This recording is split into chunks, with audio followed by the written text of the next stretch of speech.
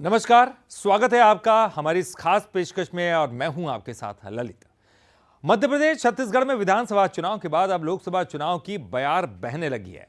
Congress BJP दोनों ही चुनाव में कोई कोर कसर बाकी नहीं रखना चाहती और इसलिए अपनी अपनी कमर कस लिया। अब हर सियासी मुद्दे का जो एक सिरा है वो लोकसभा की जंग से जुड़ता हुआ दिखाई देगा। तो आज क्या कुछ खास रहा सियासी गलियारे में, देखते हैं हमारी इस खास पेशकश 24 का चक्रव्यूह में।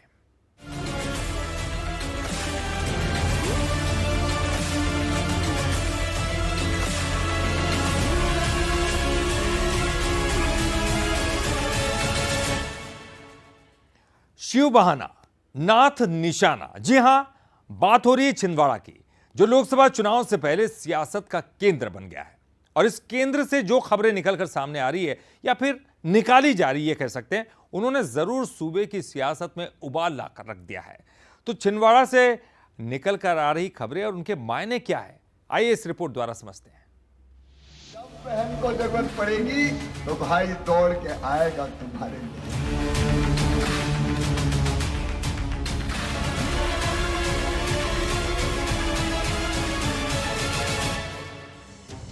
पूर्व मुख्यमंत्री शिवराज सिंह चौहान, जिनके पब्लिक कनेक्ट का लोहा दुनिया मानती है, बीजेपी एक बार फिर उनके इस हुनर का बड़ा इस्तेमाल करने की तैयारी कर रही है। कयास लगाए जा रहे हैं कि शिवराज सिंह चौहान छिंदवाड़ा लोकसभा से बीजेपी के टिकट पर ताल ठोक सकते हैं। बुधवार को बीजेपी चुनाव समिति में लोकसभा चुनाव को लेकर चर्चा हुई। बैठक में कुछ सीटों पर पैनल भी तय किए गए। इसी बैठक में सीनियर बीजेपी लीडर और सरकार में नगरीय प्रशासन मंत्री कैलाश विजयवर्गीय ने छिंदवाड़ा से शिवराज सिंह चौहान को लड़ाने का सुझाव दिया। प्रदेश अध्यक्ष वीडी शर्मा ने भी बिना शिवराज का नाम लिए इस बात के संकेत दिए।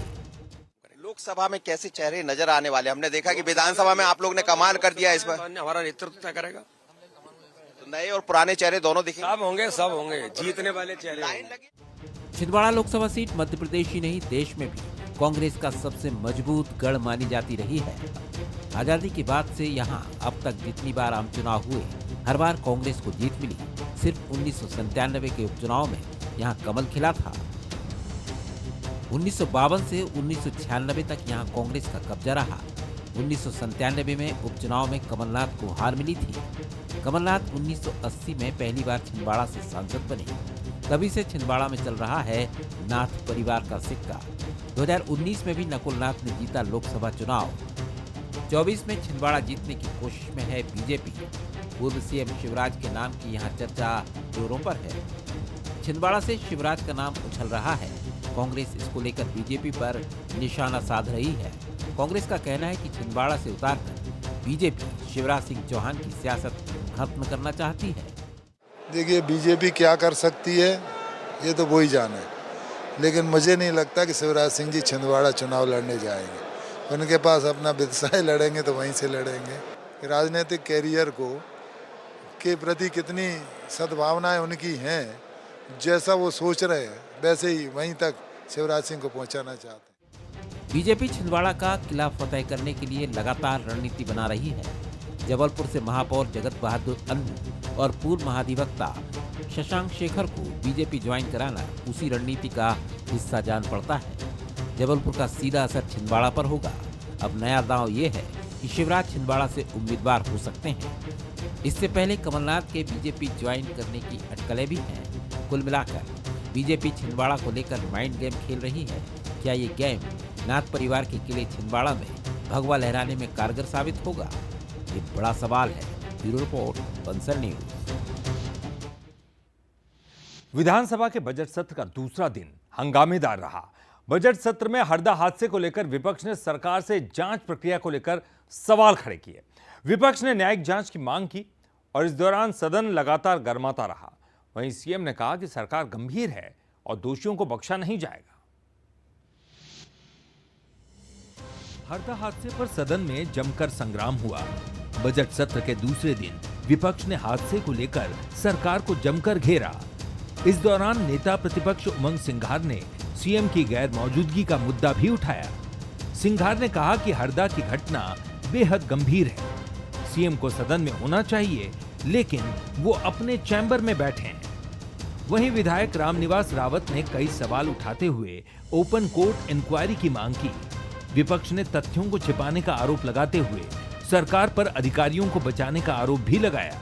मुख्यमंत्री जी, आप न्याय की कुर्सी पे मुख्यमंत्री हो, तो आपको न्याय जनता की पति करना चाहिए। वहाँ कई परिवार बिलख रहे, कई परिवारों के मृतक जो लोग हैं वो नहीं मिल पा रहे, तो सरकार उसके लिए क्या कर रही? सरकार को बताना चाहिए। उस घटना में मृत्यु हुई है तो उनके परिवार को उनके दाह संस्कार के लिए डेड बॉडी नहीं मिलना चाहिए? अभी तक मिसिंग लोगों की जानकारी बिल्कुल नहीं मिल पाई है। तो मेरा ये मानना है कि अभी सैकड़ा में भी लोग हो सकते हैं जो काल के गाल में समा गए। जांच नहीं होनी चाहिए, उनके खिलाफ कार्रवाई होनी चाहिए, या कमिश्नर बताए कि किसने मुझे फ़ोन किया और जिसने भी फ़ोन करके उसे रोका स्टे देने के लिए, उसके खिलाफ भी कार्रवाई होना चाहिए। तो ये लापरवाही भ्रष्टाचार का एक बड़ा उदाहरण है। 3 साल से जो बेल में रहा वो गैर कानूनी काम कर रहा है और कोई कुछ बोलने को तैयार नहीं। इधर सत्ता पक्ष ने भी पूरी मुस्तैदी से विपक्ष के सवालों का जवाब दिया। सीएम मोहन यादव ने कहा कि सरकार गंभीर है, जो भी दोषी होगा बचेगा नहीं। साथ ही उन्होंने इशारों ही इशारों में पिछली कांग्रेस सरकार पर भी निशाना साधा। उन्होंने कहा कि 3 साल पहले किसकी सरकार थी? पीएम आवास फैक्ट्री के पास बनाने की अनुमति कैसे दी गई? साथ ही सरकार ने कहा कि हरदा के साथ ही पूरे प्रदेश में जांच जारी है। ये तो अपने आप में बता ही रही कार्रवाई कि अगर कोई लापरवाही बरतेगा तो ये सरकार ऐसे मामलों में बहुत जनता के साथ है और संवेदनशील मामले हैं, और मैं समझ सकता हूँ कि जो ड्यूटी करता है उसको अपनी जवाबदारी का भान होना चाहिए। माननीय मुख्यमंत्री जी ने स्पष्ट किया है, किसी को बख्शा नहीं जाएगा। किसी स्तर का कोई व्यक्ति हो, इससे बड़ा स्टेटमेंट और कोई नहीं हो सकता। जब जांच करा रहे हैं, अगर जांच में कहीं असंतोष होगा तब तो ये चीज़ें पैदा होंगी। और मुख्यमंत्री जी ने बहुत स्पष्ट चीज़ों को सदन के अंदर रखा है, मुझे लगता है उस पर आगे बढ़ना चाहिए। बजट सत्र का दूसरा दिन हरदा हादसे के नाम रहा। सदन में जमकर हंगामा हुआ तो हादसे की आंच सदन के बाहर भी दिखाई दी जब सदन शुरू हो रहा था। इसी दौरान हरदा विधायक आर.के. दोग ने सुतली बम की माला पहनकर सदन पहुंच गए। सुरक्षा कर्मियों ने माला बाहर ही उतरवा ली। जांच कमेटी में जो अधिकारी बनाए गए हैं वो तो वही अधिकारी हैं, अधिकारियों का सपोर्ट लेंगे। उसमें लोकल विधायक भी होना चाहिए, उसमें आप विपक्ष का भी रख लीजिए, मतलब सत्ता पक्ष का भी कोई अध्यक्ष रख लीजिए, आप पत्रकारों को भी रखिए। सबके सामने होना, सबके सामने दिखेगा तो पता लगेगा सही चीज़ क्या है। हरदा हादसे को लेकर सदन में तो संग्राम हो ही रहा है। देखने वाली बात ये होगी कि हरदा का कितना इम्पैक्ट 24 की लड़ाई पर पड़ेगा। मनोज सैनी के साथ रंजना दुबे, बंसल न्यूज, भोपाल। 2024 से पहले देश के सबसे स्वच्छ शहर में गंदे पानी का मुद्दा गूंज रहा है, जहां नलों से निकलते हुए गंदे पानी ने सियासत में हलचल मचा दी है और कांग्रेस इस मुद्दे को हथियार बनाकर बीजेपी को घेरने की कोशिश कर रहा है। क्या यह गंदा पानी लोकसभा चुनाव में असर डालेगा? देखिए हमारी खास रिपोर्ट। 24 के पहले नई सियासी कहानी। स्वच्छ शहर में क्यों मिल रहा गंदा पानी? पानी पी रहे, देखो बाल्टियां भर भर के लाए, दिखाओ वो बाल्टी को। देखा ऐसा पानी हम नल भी बहुत कम आते हैं, हमारी पानी कहीं नहीं।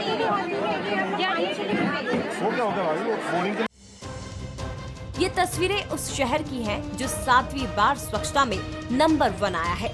लगातार 7 बार से स्वच्छता में सरताज शहर में जब लोगों को गंदा पानी पीना पड़े तो सियासत में उबाल तो आता ही है। पहले मामला समझते हैं।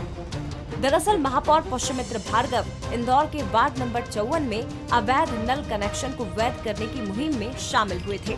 आयोजन शुरू हुआ तो एक महिला गंदा पानी लेकर पहुंच गई और आरोप लगाया कि शहर में लंबे समय से लोग गंदे पानी की समस्या से जूझ रहे हैं। वो नल में बिल्कुल गटर का पानी आ रहा। हाँ। तो वो कहना है मत बोलो खा जाएंगे। तो अब फिर मेरा तो कोई नहीं है ना, खा जाएंगे तो इनको कौन पालेगा। डोकरा भी चला गया कोरोना में। 10 साल से पी रहे हैं हम, चौराहे से पानी लाते पीने का, ये वापरते इसको। लोकसभा चुनाव से पहले कांग्रेस को बैठे बिठाए एक मुद्दा हाथ लग गया। कांग्रेस इसे जोर शोर से उठा रही है। इधर महापौर का कहना है कि लोगों को साफ पानी मुहैया करवाना नगर निगम की जिम्मेदारी है और जल्द ही समस्या को दूर किया जाएगा। महापौर एक वार्ड का निरीक्षण करने पहुंचते तो महापौर की टेबल पर महिला पानी से भरी बाल्टी रख देती, गंदे पानी की बाल्टी रख देती, बताती हमें वर्षों से स्वच्छ पीने का पानी नहीं मिल रहा है। नगर निगम यूँ तो अवैध कनेक्शन को वैध करने की बातें कर रही है, वो नल कनेक्शनों के कलेक्शन की बातें कर रही है, लेकिन कई कॉलोनी में आज स्थिति है कि साफ और स्वच्छ पानी नहीं आ रहा, गंदा बदबूदार पानी कॉलोनी में आ रहा है। ये स्वच्छ शहर जिसका हम तगमा लगाए फिरते हैं, उसके लिए निश्चित रूप से शर्म की बात है। भैया हमारा जनप्रतिनिधि हैं, लोगों के बीच आना, उनकी समस्या सुनना हमारा काम है और जो उन्होंने समस्या बताई है उसको गंभीरता से सुना है और तय समय में स्टेप बाय स्टेप उसको ठीक करने का काम भी करेंगे। लोगों के बीच आना ही चाहिए। नगर निगम के सामने अब गंदे पानी की समस्या को दूर करने की बड़ी चुनौती है, लेकिन साथ ही चुनौती आने वाला लोकसभा चुनाव भी है, क्योंकि इंदौर की जनता और कांग्रेस के लिए ये एक बड़ा मुद्दा साबित होगा। अगर समय रहते समस्या दूर नहीं हुई तो बीजेपी की उम्मीदों पर गंदा पानी फिर जाएगा। पीयूष पारे, बंसल न्यूज, इंदौर। और यहाँ रुकेंगे एक छोटे से ब्रेक के लिए और आगे देखिए छत्तीसगढ़ से जुड़ी हुई कुछ खास पॉलिटिकल खबरें।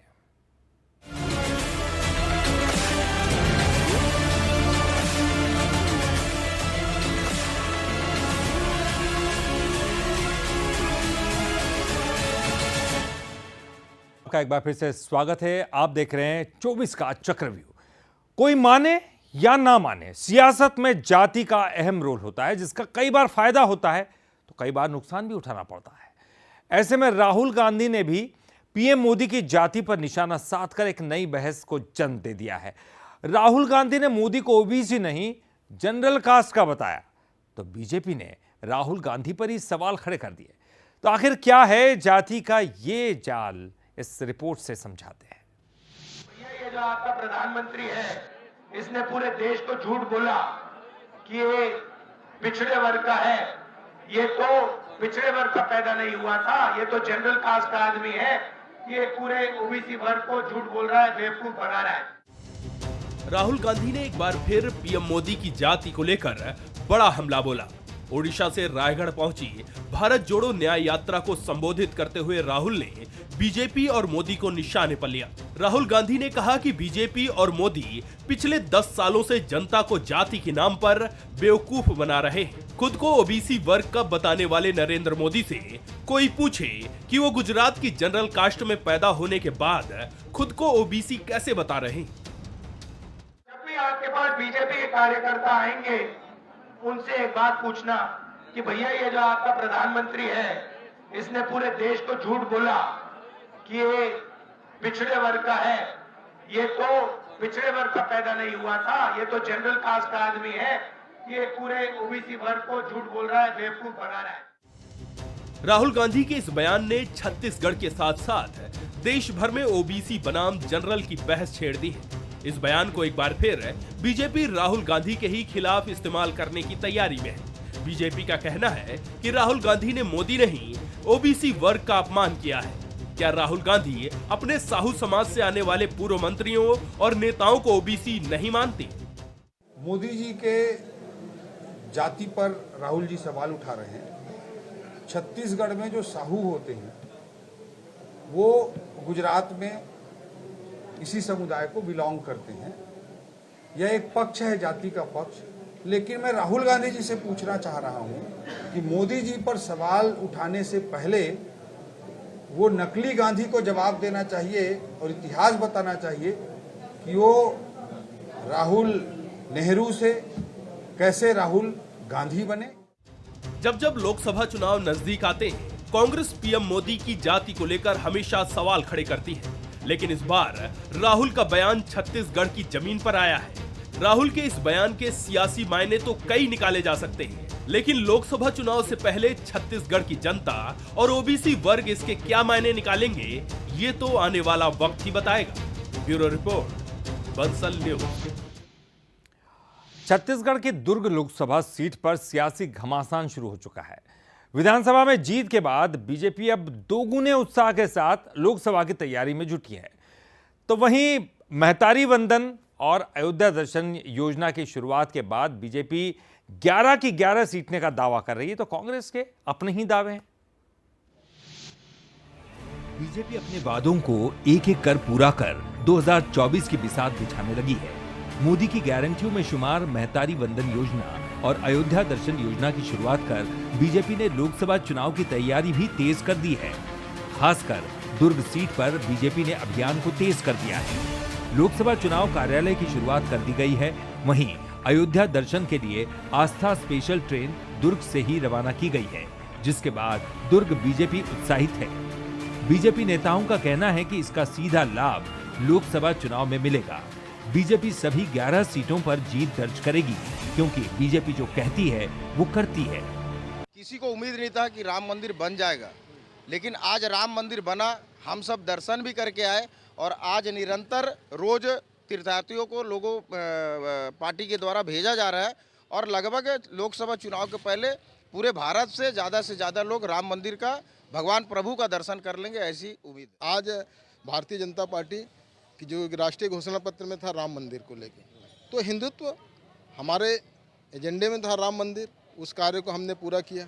पहला, हिंदुत्व की ताकत है। दूसरा, जो एक लाभार्थी वर्ग है, वो जो नरेंद्र मोदी जी ने जो काम किया है, जिसके तहत हम बोल सकते हैं कि छत्तीसगढ़ में पूरा 11 की 11 सीटें हम पिछले बार की ज़्यादा मार्जिन से जीतेंगे और तय।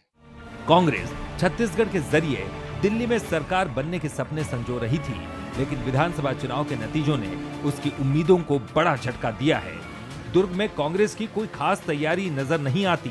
कांग्रेस नेताओं का कहना है कि बीजेपी की योजनाओं से ज्यादा फर्क नहीं पड़ेगा, क्योंकि ये योजनाएं नाम मात्र की हैं। महतारी वंदन योजना में इतने क्राइटेरिया तय किए गए हैं कि सभी को इसका लाभ तक नहीं मिल पाएगा। पहली बात यह है कि जो महतारी वंदन योजना का जो ये फॉर्म भराया जा रहा है, वर्तमान में ये आम लोगों के और महिलाओं को ठगने का और आंख में धूल झोंकने का काम कर रहे हैं। जिस प्रकार से इन्होंने इसमें इतनी कंडिकाएं, इतने नियम व शर्तें लगा दी हैं, इससे साबित होता है कि इन्होंने चुनावी वादा जो जुमला था इसको पूरा किया है। दुर्ग के साथ साथ छत्तीसगढ़ की सभी 11 सीटों को जीतने के लिए बीजेपी एड़ी चोटी का जोर लगा रही है। वहीं कांग्रेस बीजेपी के दुर्ग में सेंध लगाने की रणनीति बना रही है। हालांकि अभी कांग्रेस मैदान में नजर नहीं आ रही है। अब देखना होगा कि बीजेपी का सपना पूरा होगा या फिर कांग्रेस दुर्ग में सेंध लगा देगी। रॉबिन ठाकुर, बंसल न्यूज, दुर्ग। और हमारी इस खास पेशकश 24 का चक्रव्यूह में फिलहाल के लिए इतना ही। आगे बंसल न्यूज पर खबरों का सिलसिला लगातार जारी है।